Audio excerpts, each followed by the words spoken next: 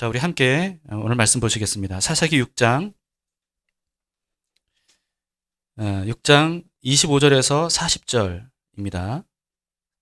근데 다 읽기에는 이 시간에 다 읽기에는 너무 긴 본문이라서요. 32절까지만 읽겠습니다. 25절부터 32절까지 우리 한 절씩 교대로 읽겠습니다.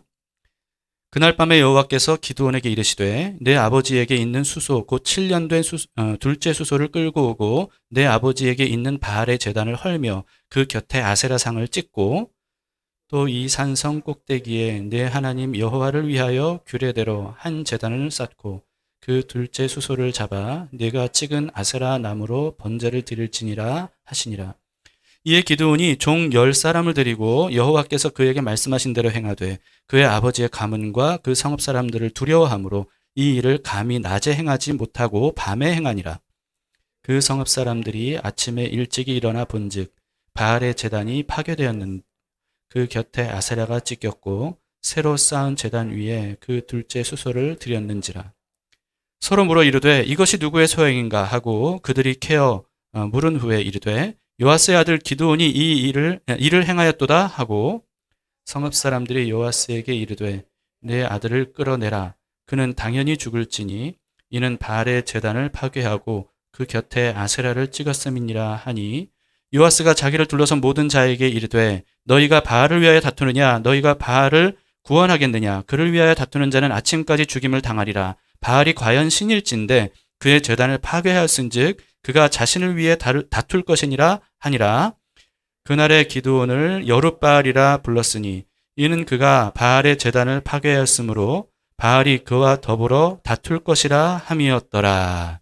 아멘. 네, 앉으시겠습니다.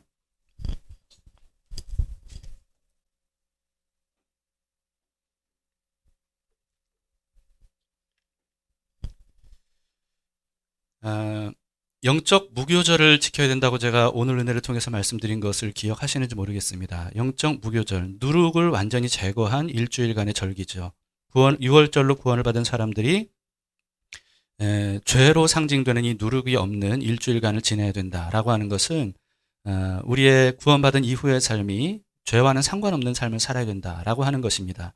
그런데 오늘 본문을 보시면요. 이스라엘에 이미 이 누룩이 완전히 다 퍼져 있다는 것을 우리는 보게 됩니다. 기드온의 아버지 요아스가 섬기는 바알의 제단과 아세라 상이 집에 있었던 거예요. 그러니까 이 당시에 이스라엘 백성들이 어땠냐 하면 각 집마다 어쩌면 이와 같은 바알 신, 아세라 신을 섬기는 이 방이 따로 있었던 것 같습니다. 일본에 가면 방마다 집마다 그런 데가 있다 그래요. 뭐라 그러죠? 아무튼 잘 모르겠지만 아무튼 그 섬기는 우상들을 섬기는 곳이 있는 것처럼 이스라엘이 언제부턴가 이렇게 되어버렸다는 것을 보게 됩니다. 하나님은 기드온에게 이렇게 명하시죠. 25, 26절을 다시 보세요. 그날 밤에 여호와께서 기드온에게 이르시되 내 아버지에게 있는 수소 곧 7년 된 둘째 수소를 끌고 오고 내 아버지에게 있는 바알의 제단을 헐며 그 곁에 아세라상을 찍고 또 이 산성 꼭대기에 내 하나님 여호와를 위하여 규례대로 한 제단을 쌓고 그 둘째 수소를 잡아 내가 찍은 아세라 나무로 번제를 드릴지니라 하시니라. 네, 하나님의 규례대로 율법대로 제단을 쌓고 거기에 번제를 드리는데 그 땔감으로 아세라상을 땔감으로 삼아라 이렇게 말씀하죠. 기도는 이미 앞서 하나님의 부르심이라는 것을 확인을 했기 때문에 그렇기 때문에 이 하나님의 말씀을 거역할 수가 없었을 겁니다. 그래서 순종을 하긴 하는데요. 두려웠어요. 그래서 낮이 아니라 밤에 순종하죠. 이 바알과 아세라 신을 섬기는 아버지와 그 집안 사람들 그리고 이 이스라엘 백성들이 자기를 해칠까봐 밤에 몰래 이 일을 하는데요. 종을 10명이나 데리고 실행을 할 정도였다고 합니다. 여러분 그러니까 이 기드온의 집에 있었던 바알과 아세라 신 그 제단 이게 규모가 이게 보통 규모가 아니었을 것이다 라고 하는 것을 우리는 생각해 볼 수가 있죠. 여러분 이렇게 성경에는 하나님께서 우상들의 제단과 신상들 이런 것들을 제거하라는 말씀이 끊임없이 나옵니다. 이스라엘 백성들이 하나님께서 끊임없이 너희 안에 있는 제단과 형상을 제거하라 라고 말씀하시죠. 이 싸움인 거예요. 이스라엘의 역사가. 반복적으로 이런 내용들이 나올 때마다 우리는 반드시 한 가지를 생각해 봐야 됩니다. 하나님은 이스라엘 안에 있는 우상들을 제거하라고 말씀하신 거예요. 이스라엘 밖에 있는 우상들을 제거하라고 말씀하신 적은 없습니다. 그런 적은 없어요. 그래서 많은 사람들이 이스라엘 나라 안에 있는 우상들을 제거하라고 했으니까 우리 대한민국 안에 있는 우상들을 제거해야 된다, 이렇게 오해를 많이 하는데요. 구약의 이스라엘을 오늘날로 우리가 적용을 하면 교회입니다. 그러니까 하나님께서는요, 이스라엘 안에 있는 우상들을 제거하라고 하신 것은 교회 안에 있는 우상들을 제거하라는 뜻입니다. 그렇기 때문에 불교의 사찰이나 또 성당에 가서 마리아상이나 이런 것들을 훼손하는 것을 하나님이 명령하신 게 아니에요. 여러분, 사실 이런 불상이나 또는 마리아상 이런 것들은요, 그들이 스스로 제거할 수 있도록 해야 되는 겁니다. 교회가 해야 될 일은 뭐냐 하면 교회 안에 있는 우상들이 뭔지를 파악해야 되고요. 그걸 철저하게 제거하는 이 일에 집중해야 돼요. 이렇게 하면 교회가 교회다워지고요. 그러면 주님께서 말씀하신 대로 세상의 빛과 소금의 역할을 감당하게 되는 겁니다. 그럼 그런 교회를 본 세상 사람들이 진짜 신이 여호와 하나님이구나, 예수님이 우리의 구원자구나, 이것을 이 누룩을 없앤 교회의 모습을 통해서 스스로 발견하게 되는 겁니다. 그래서 스스로 그 우상들을 제거하고 주님께로 돌아오는 이런 일이 일어나게 되는 거예요. 이게 이제 자연스럽게 이어져야 되는데, 교회 안에 있는 우상에 대해서는 무시하고 우상이 있는 줄조차 모르고 교회 밖에 가서 불상을, 마리아상을 훼손하는 것, 여러분, 이렇게 되면요, 그들 안에 있는 우상은 해결이 안 되고 오히려 그런 방어 기제가 작동을 하게 되죠. 그래서 기독교에 대해서 더 많이 배척하게 되고 복음에 대해서 더 안 듣게 되는 이런 일들이 일어나게 되는 겁니다. 하나님께서는 오늘 성경 말씀 분명히 보시면 끊임없이 말씀하시는 게 뭐냐 하면 이스라엘 안에 있는 우상, 교회 안에 있는 우상들에 대한 경고의 말씀이었습니다. 이게 우리에게 굉장히 중요한 문제죠. 우리 안에 있는 우상이 문제라는 거예요. 난 예수님 믿는데 내가 무슨 집에 아무것도 없는데, 여러분, 그런 우상 말고요, 눈에 보이는 어떤 신상을 세워놓지 않았다 할지라도 우리 안에 얼마나 많은 우상들이 자리 잡고 있는지 모릅니다. 기드온이 자기 집안에 있는 우상들을 땔감 삼아서 하나님께 번제를 드렸어요. 그 다음날 아침 일찍 사람들이 그걸 발견하게 됩니다. 왜냐하면 바알에게 제사를 드리는 것은 새벽부터 이렇게 드렸거든요. 그러니까 이들이 바알 제단이 제거되고 아세라상이 찍혀서 불태워진 걸 보고서는 난리가 났어요. 그리고 이게 도대체 누가 한 짓이냐라고 하면서 수색하죠. 금방 결과가 나옵니다. 기드온이 한 일이다라고 하는 것을 깨닫고는 그 집으로 쳐들어가요. 사람들이 몰려갑니다. 그리고는 이 요아스, 그러니까 기드온의 아버지인 요아스에게 아들 내놓으라는 거예요. 죽어 마땅한 짓을 했다는 거죠. 바알 신과 아세라 신을 이렇게 훼손할 수 있느냐? 어떻게 그런 짓을 할 수 있느냐? 아들은 죽어 마땅하다. 우리가 죽일 거야. 라고 하면서 내놓으라는 겁니다. 여러분, 이런 모습이 이스라엘의 모습이었어요. 이스라엘의 모습. 얼마나 우상숭배에 깊이 빠져 있는지를 알 수 있는 대목이죠. 이들은요, 바알과 아세라를 훼손하는 것, 이것은 있을 수 없는 일이라고 여겼어요. 그런데 반면에 하나님을 배반하고 우상숭배하는 것, 여러분, 이것은 아무렇지도 않은 것처럼 여겼습니다. 무감각해져 있었던 거예요. 자신들의 죄에 대해서 가나안 사람들처럼 음란한 신들을 섬기면서 음란한 짓을 행하고, 그리고 사람들에 대해서 포악한 일을 행하고, 이런 것들에 대해서는 아무렇지도 않았어요. 그걸 당연하게 여겼던 겁니다.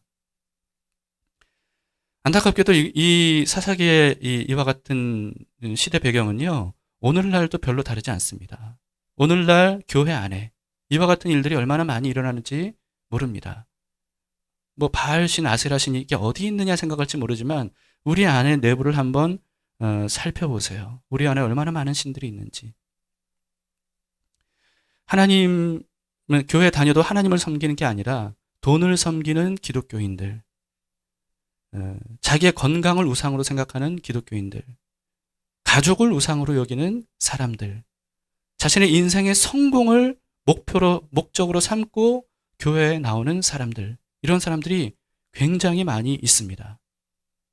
그래서 하나님의 말씀은 무시해도 된다고, 그건 당연하다고 여기고요. 그러면서도 이렇게 교회를 열심히 다니는데 왜 병이 낫지 않는 겁니까? 이렇게 열심히 교회에서 헌금했는데 왜 나는 부자가 되지 못하는 겁니까? 이렇게 교회에서 여러 가지 봉사를 했는데 왜 나는 사회에서 성공을 하지 못하는 겁니까? 하나님 뭐 하시는 겁니까? 이렇게 원망하는 거죠. 기드온이 그랬잖아요. 이게 왜 그러냐면 그 당시 이스라엘 백성들의 그냥 그 일반적인 생각들이었던 거예요. 오늘날 한국 교회를 보세요. 여러분, 이런 생각들을 가지고 교회 다니는 사람들이 얼마나 많이 있습니까? 사사시대의 이 모습이 다른 사람들의 모습이 아니라 우리의 모습이 아닌가? 한국 교회의 모습이 아닌가? 우리는 그걸 생각해 봐야 됩니다. 하나님을 향해 주여주여 외쳐요. 그런데 그 주여주여 외치는 그 하나님이 자기가 고안하고 자기가 만든 하나님이에요. 하나님조차 우상화하는 거죠. 내 꿈을 이루기 위해 존재하는 신, 이렇게 생각하는 겁니다. 여러분, 그런 하나님은 성경에서 말씀하고 있는 하나님이 아니에요. 그런데 그런 하나님을 섬기면서 나는 여호와 하나님을 섬긴다고 생각하는 사람들이 교회 안에 참 너무 많이 있습니다. 스스로 우리 돌이켜 봐야 돼요. 우리도 그런 오류에 빠지기가 얼마나 쉬운지 몰라요. 그런 의미에서 사사기가 우리 시대의 상황을 적나라하게 보여주고 있다는 사실을 생각하면서 우리는 사사기를 똑바로 보면서 이 시대도 똑바로 봐야 됩니다. 한국교회 현실도 똑바로 보셔야 돼요. 직시해야 됩니다. 그리고 나의 상황, 내 상태도 직시해야 돼요. 내 안에 있는 들보, 이것을 분명히 성경을 통해서 발견할 수 있어야 되죠. 11월 12월에 읽을 책인 기독교 세계관 바로 세우기, 여러분 읽고 계십니까? 꼭 하루에 한 챕터씩 읽어보시면 좋겠습니다. 서너 페이지만 매일 읽으시면 돼요. 이 책을 이렇게 한 장씩 매일 읽으시면서 좀 천천히 생각해 보시는 시간을 가지면 참 좋겠습니다. 잠시라도요. 32장까지 읽으신 분이 계실지 모르겠는데요. 32장을 보면서 정말 뭐랄까 좀 마음에 어떤 정말 그렇구나, 이게 그러면서 좀 약간 충격을 받은 그런 느낌이 들어요. 이미 알고 있었던 내용인데도 불구하고 글을 너무나도 잘 쓰셔서 그런지 몰라도 이게 확 와닿는 거예요. 32장이 사회학에 대한 내용인데요. 맨 앞에 이렇게 시작이 됩니다. 글이. 각 종교에는 그 종교의 교리가 선포되는 모임과 그것을 전파하려는 사람들로 구성되는 집단이 존재한다. 기독교의 교회, 이슬람의 모스크, 불교의 절처럼 다른 종교들도 그들의 회합이 있다. 그런데 이 시대의 종교라고 할 수 있는 인본주의나 마르크스 레닌주의나 포스트 모더니즘 같은 무신론은, 잘 들어보세요, 교실을 통해 전파되고 있다. 여러분, 흔히 유물론, 포스트 모더니즘 이런 것들은 신의 존재를 부정하기 때문에 종교가 아니라고 생각하기 쉽습니다. 그러나 알고 보면요, 이 유물론, 무신론, 포스트 모더니즘 이런 것들은요, 가장 진보한 우상 숭배예요. 가장 진보한 우상 숭배. 그 뿌리가 인본주의거든요. 여러분, 이 인본주의를 토대로 이 유물론, 무신론, 포스트 모더니즘 이런 것들이 꽃피고 있는 겁니다. 열매를 맺고 있는 거예요. 어마어마하게.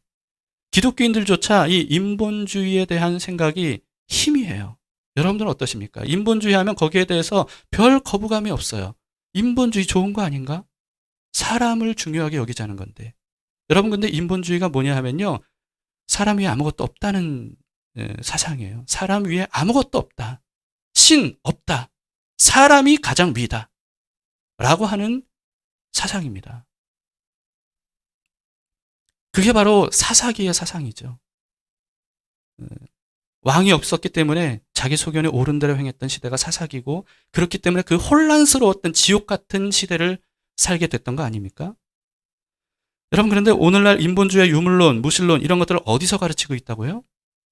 교실에서 가르치고 있다는 거예요. 교실에서. 우리 아이들에게. 사람들에게 엄청난 영향을 끼치고 있는 방송도 마찬가지입니다. 여러분, 교실에서 국가 차원에서 교실에서 가르치는 인본주의 사상, 유물사관, 무신론, 포스트 모더니즘, 여러분 이런 것들이 사실은 일종의 신앙심을 주입하고 있는 시간이에요. 주로 학교나 또는 이런 방송이나 이런 데는 종교 중립적이어야 된다고 국가적인 차원에서 그것을 이제 지정하고 있습니다. 그런데 한번 보세요, 여러분. 과연 종교 중립적인가? 사실 불교, 유교, 점술 같은 무속 신앙조차도 그런 색채를 이렇게 빼려고 노력하지 않습니다. 그러나 유독 기독교 정신만은 완전히 철저히 배제하기 위해서 학교와 그리고 방송에서는 굉장히 노력을 기울이고 있어요. 기독교 정신으로 설립된 학교에서조차 수업 시간에 어떤 기독교적인 교육을 하지 못하게 된 상황이 됐습니다. 대신에 인본주의적인 내용 이런 것들은 국가적인 차원에서 권장하고 있기 때문에 그런 것들을 그냥 가르치는 거예요. 무신론이 당연한 것처럼, 유물사관이 당연한 것처럼. 여러분, 유물사관하면 공산국가에서나 가르치고 있는 것이라고 생각하십니까? 전혀 아닙니다. 오늘날 유물사관, 인본주의가 당연히 유물론으로 가게 돼 있는 거예요. 우리 아이들이 학교에서 배우는 게 뭡니까? 바로 이런 거예요. 사실은 우리도 그동안 학교에서 이런 것들을 배우고 자랐죠. 이슬람은 어떻습니까? 이슬람은요, 대부분 국가 차원에서 무슬림을 교육하고 있어요. 이슬람 교리를. 공산주의도 마찬가지예요. 국가 차원에서 공산주의 사상을 가르치고 있어요. 그런데 그런 이슬람 국가, 공산주의 국가를 제외한 소위 민주주의, 자본주의 국가라고 하는 국가들을 보세요. 교실에서 인본주의를 가르치고 있습니다. 어린이집, 유치원에서조차 그때로부터 기독교 정신을 가르치는 그 신앙을 가르치는 것은 철저히 배격하고 인본주의적인 교육만을 할 수 있는 시대가 되어 버렸습니다. 그러다 보니까 아이들이요, 교회에서 성경을 배우긴 배워요. 성경을 배우긴 배우는데 학교에서, 어린이집에서, 유치원에서, 대학에서 배우는 것과 너무 다른 거예요. 그런데 대부분 인본주의가 맞다는 거예요. 그러니까 혼란이 느껴지는 거죠. 신앙으로 살 수가 없는 겁니다. 신앙으로 살려고 하는 사람도 이게 뒤섞이는 거예요. 적절히 타협을 보는 거죠. 이게 이렇게 되는 겁니다. 교회에서조차 인본주의적인 기독교인들이 얼마나 많은지 몰라요. 그리고 그런 가르침들이 교회에 굉장히 많이 있습니다. 사람 중심 신앙이에요. 사람 중심 신앙. 이걸 당연하게 여기는 교회의 모습들을 우리가 보게 되는 거죠.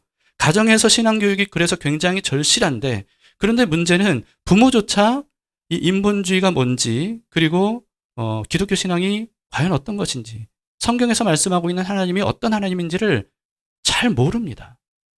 그러니까 신앙교육을 제대로 할 수가 없는 거예요. 여러분, 이런 상황인데도 많은 사람들이 교회에서 사람들을 세뇌하고 있대요. 여러분, 압도적인 시간을 세상에서 인본주의 사상으로 가득 찬 것에 영향을 받고 있는데, 세뇌를 받고 있다면 어느 쪽에 받고 있는 거겠어요? 말이 됩니까? 일주일에 한 번 주일날 와서 잠시 30분 정도, 40분 정도 설교 듣는 것, 이것으로 세뇌가 가능합니까?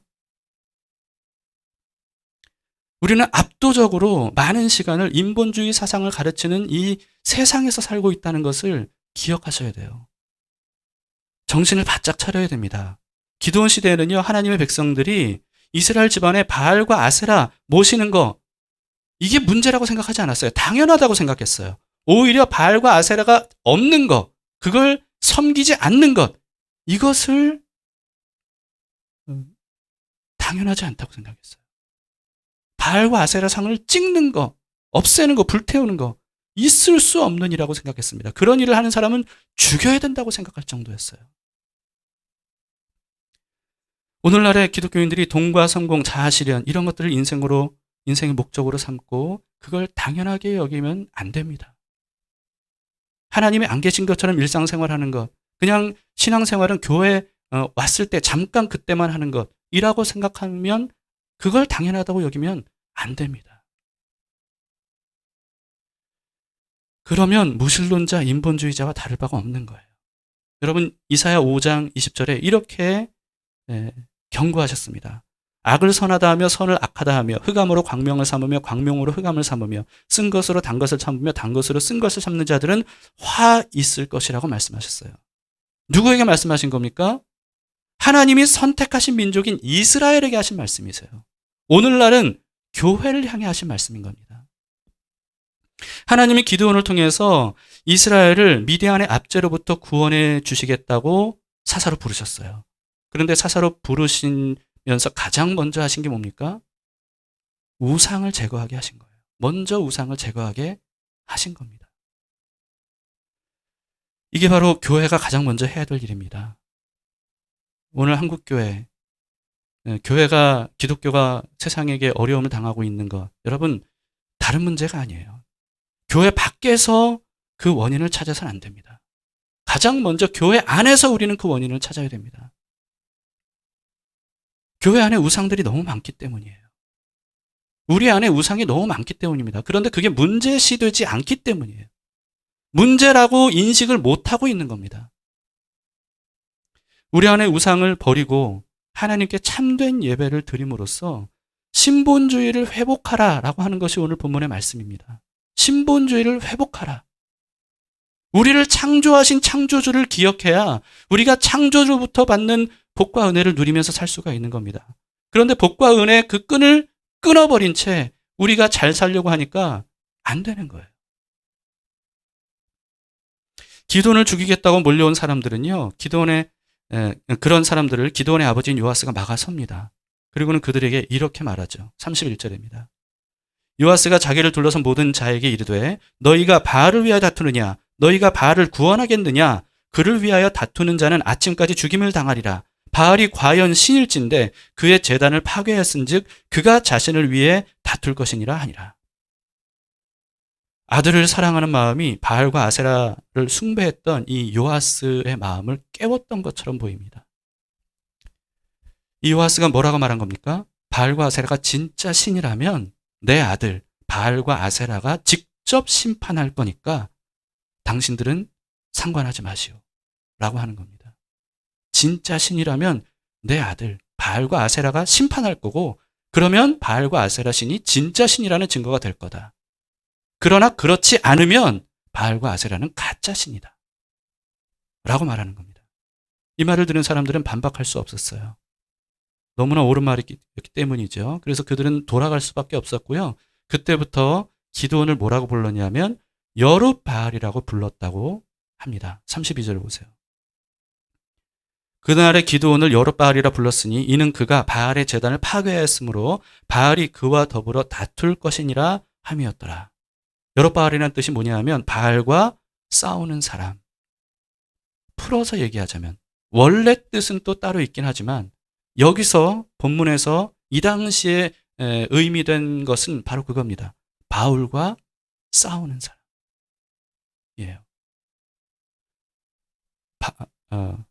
제가 바울이라고 그랬네요. 앞에도 계속 그랬나요? 지금 입에 붙었나 봐요. 바알과 싸우는 사람. 죄송합니다. 바알과 싸우는 사람. 바알이 진짜 신이라면 어떻게 기드온을 이길 수 있겠어요? 그런데 바알이 가짜 신이라면 기드온이 무사하겠죠. 바로 그런 겁니다. 여러분 오늘 본문에서 기드온에게 나타난 여호와의 사자가 다짜고짜 어제 본문에서 다짜고짜 기드온에게 뭐라고 얘기했었냐면 큰 용사여 이렇게 말했어요. 큰 용사여. 근데 기드온은 그때 막 두려워서 몰래 숨어서 타작했던 사람이거든요. 그런데 그런 기드온에게 큰 용사여 한 것은 그 당시가 아니라 앞으로 기드온이 그런 사람이 될 것이기 때문이었습니다. 그런데 그것은 미디안의 군대로부터 이스라엘을 구원해내는 것만 의미하는 건 아니었던 것 같아요. 바로 오늘 본문의 이야기 같습니다. 미디안의 군대보다 사실은 더 사람들을 압박하고 그들의 삶을 처참하게 만들고 그리고 멸망으로 이끌어갔던 이 바알과 아세라 상 이것을 끊어버린 것, 제거한 것. 여러분, 이것이야말로 큰 용사가 하는 일이었다는 거예요. 기드온은 바알이 사실은 아무것도 아닌 허상에 불과하다는 것을 증명했습니다. 우상 없는 삶을 불가능하게 여겼던 이스라엘 백성들에게 우상 없는 삶이야말로 가장 지극히 정상적이고 예배를 받으실 분은 바알이나 아세라가 아니라 오직 여호와 하나님 한 분뿐이다라고 하는 것. 이것이 정상이다. 지금 우리는 뒤집어진 상태다. 이걸 바로잡아야 된다라고 하는 것을 우리에게 보여주고 있는 겁니다. 여러분, 뒤집어진 배가 정상이라고 생각하시면 안 됩니다. 뒤집어진 배, 이거 뭐 괜찮네. 그러나 그대로 두면 어떻게 되죠? 침몰됩니다. 이걸 반드시 바로 잡아야 돼요. 우리의 뒤집어진 신앙도 마찬가지입니다. 오늘 인구 형제가 과거에는 정말 당연하게 여겨왔던 이 잠에 대한 이 인식, 이것을 하나님이 깨뜨려 주셨잖아요. 그게 정상인 줄 알았던 거예요. 당연한 것처럼 여겼던 거예요. 근데 정말 이처럼 우리가 우리의 삶에서 당연하게 여겨졌던 것, 당연하게 여기고 있었던 것이 정말 당연한 건지 우리는 하나님의 말씀을 통해서 하나씩 점검을 반드시 하고 이것이 아니라 뒤집어진 상태였다면 바로 잡아야 됩니다. 그게 가장 우선시 돼야 되는 거죠. 마치 바알이 기드온과 이스라엘을 심판하는 것처럼 그런 일이 일어나고 말았어요. 이게 정말 바알이 기드온을 심판하는 것이고 이것 때문에 이스라엘을 심판하시는 건가? 이렇게 생각할 만한 일이 일어났습니다. 뭐냐 하면 공포의 대상이었던 미디안이 아말렉과 동방 민족들까지 합쳐서 연합군으로 이스라엘을 공격해 온 거예요. 요단강까지 건넜습니다. 하나님의 말씀대로 바알과 아세라를 파괴했더니 이런 재앙 같은 일이 일어나고 말았던 거예요. 여러분, 어떤 생각이 들었을까요? 어떤 생각이 들었을까요? 이거는 벌을 받는 거야. 바알신 아세라신이 우리를 벌하는 거야. 이런 생각이 들지 않았겠습니까? 그래서 어쩌면 기드온이 그 유명한 양털 표징을 하나님께 구했던 것 같아요. 하나님, 이게 바알이 나에게 주는 벌입니까? 아니면 하나님이 우리를 구원하시기 위한 전쟁입니까? 이걸 확신하고 싶었기 때문에 이 양털 표징을 하나님께 구한 것이 아닌가 하는 그런 생각이 듭니다. 하나님을 믿고 말씀대로 살기로 했는데 이런 안 좋은 일들이 일어날 수 있습니다. 특히 초신자들이 이런 일들이 닥치면 굉장히 당황해요. 예수 믿으면 복 받는다 그랬는데, 잘 된다 그랬는데, 아픈 병도 낫는다고 알고 있었는데, 오히려 예수님 믿고 난 다음에 사건, 사고가 터지고 질병이 생기고 만약에 이렇게 되면 굉장히 많은 시험을 당하게 됩니다. 굉장히 의아해하고 신앙의 회의를 느끼게 되죠. 그래서 많은 사람들이 신앙을 포기하는 경우가 많이 있습니다. 여러분, 그러나 바알과 아세라를 파괴한 이후에 미디안 연합군이 쳐들어왔던 것, 여러분, 이것은 하나님께서 미디안으로부터 이스라엘을 구원하시기 위한 것이었어요.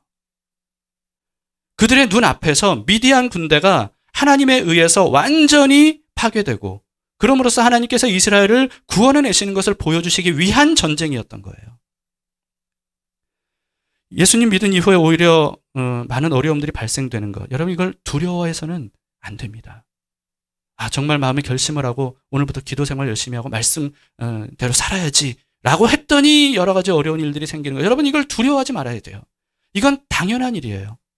사탄이 어떻게 믿음대로 살려고 하는 우리를 그냥 내버려 두겠어요. 그런 어려움들이 생김으로써 우리가 고난을 당할 수 있습니다. 그런데 그럴 때 하나님께서 비로소 우리를 사탄의 손아귀에서 건져주시는 거예요. 마귀의 손아귀에서부터 건져주시는 겁니다. 예수님을 믿으면 더 이상 하나님 없는 고난이 아니에요. 하나님 없는 고난은요, 우리를 무너뜨립니다. 그러나 하나님과 함께하는 고난은 반드시 승리하게 되어 있습니다.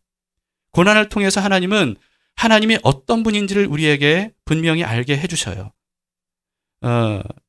고난당하기 전에는 하나님을 추상적인 분으로만, 개념적으로만 생각하는 경우가 많이 있습니다. 그런데 몸으로 느끼는 이 고난을 통과하면서 비로소 하나님께서 인격적으로, 현실적으로 나와 함께 하시는구나, 날 사랑하시는구나, 하나님이 이런 분이었구나 라고 하는 것을 깨닫게 되는 일들이 굉장히 많이 있습니다. 고난의 대명사인 욥도 그랬죠. 욥이 마침내 고난을 통과한 이후에 이렇게 고백하지 않습니까? 욥기 42장 5절에 내가 주께 대하여 귀로 듣기만 하였사오나 이제는 눈으로 주를 배움나이다. 무슨 뜻입니까? 이전에 욥은 예수님 하나님을 정말 지극정성으로 잘 섬겼어요. 그런데 개념뿐인 하나님이었던 거예요. 고난을 통과하면서 하나님을 만나게 되고 그로 인해서 하나님이 너무나도 구체적으로 생생하게 살아계신 분으로 내 삶에 함께 하시는구나. 온 우주를 다스리고 계시는구나. 라고 하는 것을 욥이 깨닫게 된 겁니다. 미디안 연합군의 총공세도 마찬가지였습니다. 바알과 아세라가 내리는 벌처럼 여겨졌을지도 몰라요. 그래서 바알과 아세라가 진짜 신이었나? 이런 생각을 갖게 될 수도 있었습니다.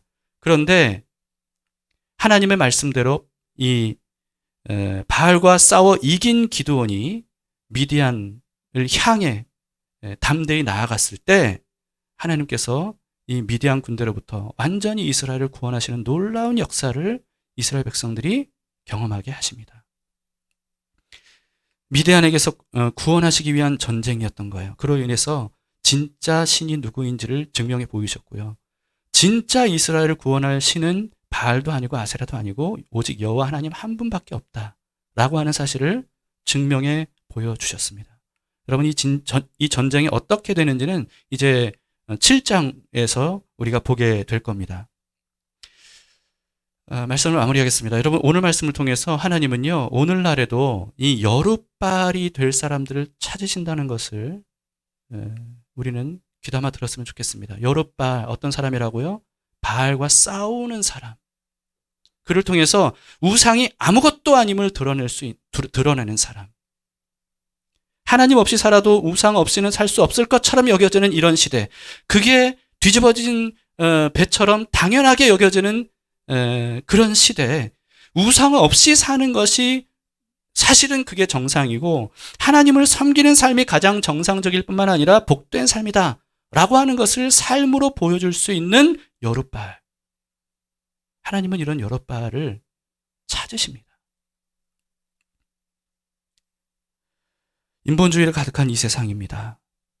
먼저 우리 안에 이와 같은 인본주의라고 하는 우상 없는지, 기복신앙이라고 하는 우상 없는지, 과연 나는 내 위에 하나님이 계시고 그분이 나의 생명줄이고 그분이 나의 복의 근원이시라는 사실을 생각하고 믿고 살면서 오늘 하루 주님으로 인해 주님이 주시는 은혜 가운데 살기를 소망하면서 살고 있는지, 아니면 전혀 하나님이 느껴지지 않고 전혀 하나님을 인식하지 못한 채 하루를 살아도 그게 당연한 것처럼 살고 있지는 않은지 우리 스스로 돌아봐야 됩니다. 여러분, 그리고 교실에서 이와 같은 우상 숭배의 최고봉이라고 할 수 있는 인본주의를 가르치고 있는 이 시대에 대해서 우리는 반드시 깨어 있어야 됩니다. 그리고 우리 자녀들에게도 이와 같은 분별력을 가질 수 있도록 우리가 기도하고 말씀으로 양육해야 되리라 믿습니다. 여러분, 오직 하나님의 말씀을 따라 살아가는 그것이 정상임을 당연하게 여기고 살아가는 우리 모든 그리스도인들이 될 수 있기를 축복합니다.